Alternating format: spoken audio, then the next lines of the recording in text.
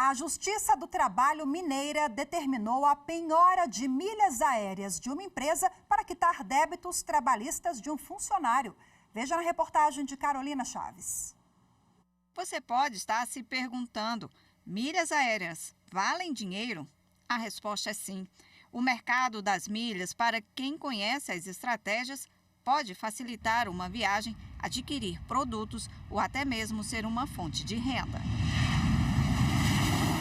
O mercado é tão valorizado que, em decisão recente, a Justiça Mineira penhorou as milhas aéreas de uma empresa que estava em recuperação judicial e não havia quitado dívida trabalhista de um funcionário. Os empresários não tinham bens para ser penhorados, mas continuavam realizando grandes movimentações financeiras, acumulando milhas. Por isso foram penhoradas. Os sócios da empresa faziam parte da última categoria de milhas que, para atingir esse nível, é necessário acumular pontos expressivos. De acordo com os autos, o grupo reunia mais de 372 mil milhas nas companhias, que correspondiam a aproximadamente R$ 5.600.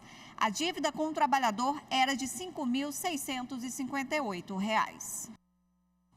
Bom, para a gente explicar agora o que pode e o que não pode ser penhorado pela Justiça, eu converso ao vivo de forma remota com a advogada trabalhista, doutora Fabiane Santana. Seja bem-vinda, muito boa tarde. Nós acompanhamos na reportagem agora, né, esse caso que provoca até uma certa curiosidade. Poxa, quer dizer que milhas também podem ser penhoradas? Existe, doutor, um rol taxativo previsto em lei ou cabe ali a interpretação do magistrado?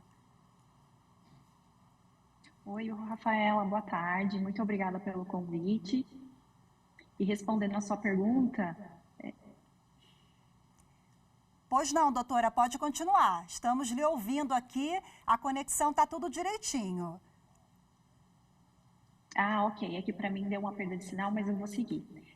O CPC traz, sim, um rol, mas ele é meramente exemplificativo. Ele existe, na verdade, uma ordem de preferência para penhora de bens. Ele sempre dá uma preferência para dinheiro, mas ele traz os outros bens elencados, né? Tais como títulos da dívida pública, veículos em geral, desde que não seja utilizado para pagamento, desde que não seja utilizado como forma de instrumento de trabalho, a exemplo do táxi, do motorista de aplicativo. Outros são bens imóveis, né? Desde que não seja bens de família. E ações e cópias de empresa. Nesse sentido, a Justiça do Trabalho atualmente ela tem inovado bastante, né? Ela tem determinado a penhora de todo e qualquer tipo de bem que pode ser convertido em dinheiro e eventualmente pagamento da dívida trabalhista. Quando a senhora fala em inovação, eu me lembrei agora de uma decisão recente do Tribunal Regional do Trabalho, não me recordo agora de que região, mas enfim, onde o magistrado determinou a penhora de bolsas de grife. Quer dizer, aquelas bolsas que valiam uma nota, às vezes a pessoa não tem ali o imóvel no seu nome, penhora a bolsa. Então, essas inovações já são comuns a fim de que o devedor quite o seu débito. É isso, né, doutora? Isso, é uma decisão do TRT da 2ª Região, que abrange aqui em São Paulo. A juíza determinou a penhora de uma bolsa Chanel de uma devedora, né? Inclusive, na decisão, a juíza fundamenta que, embora ela estivesse se esquivando de pagar a dívida trabalhista, ela ostentava uma vida de luxo nas redes sociais, que inclusive a juíza menciona nessa decisão que um casaco que ela postou nas redes sociais, a Louis Vuitton, já era mais do que suficiente para pagamento da dívida trabalhista, que se arrastava há anos. Agora, olha só, caderneta de poupança. Vale também? Pode ser penhorada, doutora? Pode, Rafaela. O CPC, ele traz uma observação de que é impenhorável, né? O artigo 833, ele fala que é impenhorável a caderneta de poupança que não exceda 40 salários mínimos. Contudo, quando são ações que se tratam de alimentos e de créditos trabalhistas, esses créditos ele tem natureza alimentar. Então, a Justiça do Trabalho e a própria Justiça Civil, ela tem permitido sim a penhora de caderneta de poupança, mesmo que não exceda 40 salários mínimos. Agora vamos explicar quando, via de regra, que a penhora é admitida pelo Poder Judiciário. Existe um teto ali quando o sujeito deve, ou a empresa, deve a partir de tantos reais.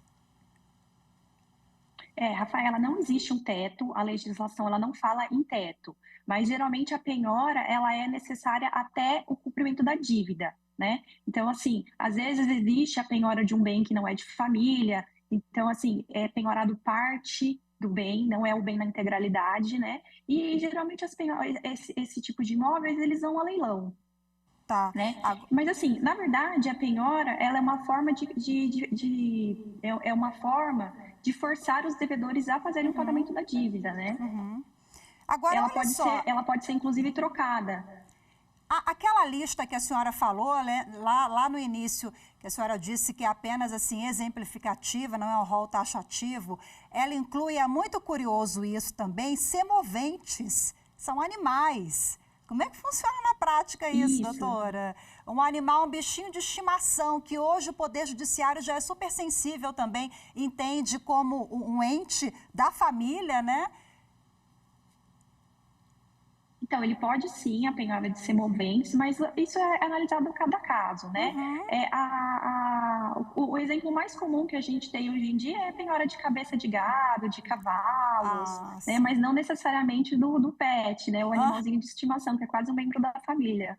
Entendi. A gente está falando de cabeça de gado, de fazendeiros, né? Com essa proporção maior. Agora, para a gente fechar aqui, o único bem de família, aquela família mora no imóvel, só tem aquele imóvel, mesmo que seja para dívida trabalhista ou para pensão alimentícia, que são os casos mais sensíveis, onde a senhora colocou aqui. Esse imóvel pode ir para penhora também?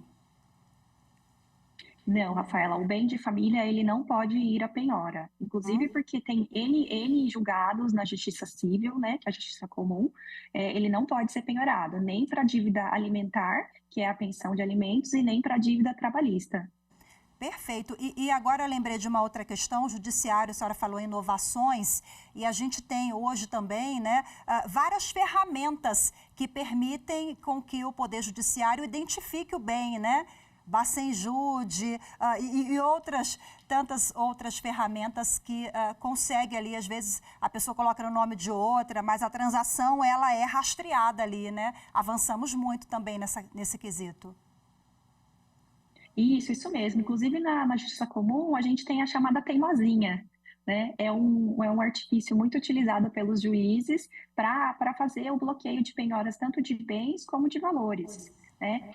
A justiça do trabalho, principalmente a justiça do trabalho, os juízes determinam os bloqueios de ofício. Então, geralmente, os devedores, eles ficam sabendo no dia seguinte, o juiz determina, eles vão fazer movimentações bancárias, a penhora já está lá. Inclusive, alguns tribunais, o TRT2, que abrange São Paulo, e o TRT12, que abrange Santa Catarina, eles têm órgãos especializados para a execução trabalhista. Então, eles têm muitos mecanismos de busca, além desses que você mencionou. Rapidez e eficiência do Poder Judiciário cada vez mais. Doutora Fabiane, muito obrigada, viu, pela sua participação. Boa tarde para a senhora, até a próxima. Oi, Rafaela, eu que agradeço novamente. Muito obrigada pelo convite e até a próxima.